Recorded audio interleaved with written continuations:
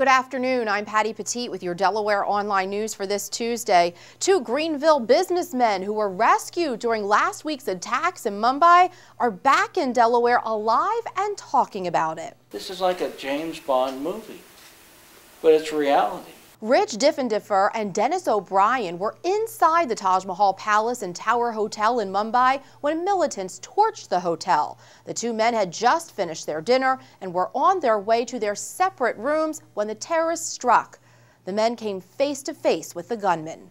One had a vest on. They were all young. Of course, to me, anybody under 30 looks young, but they say one was 28. They looked to be in their late teens, early 20s. They were short. Quite frankly, I said, "Holy," and I made it back to my room as fast as I could. The men barricaded themselves inside their rooms, in touch with each other via cell phone. They had no idea what level the attacks had actually reached. Family at home got in touch with the men and briefed them on news updates. But O'Brien could only focus on one thing: helping his friend Diff. I knew Diff was trapped, and he was in a much worse predicament than I was.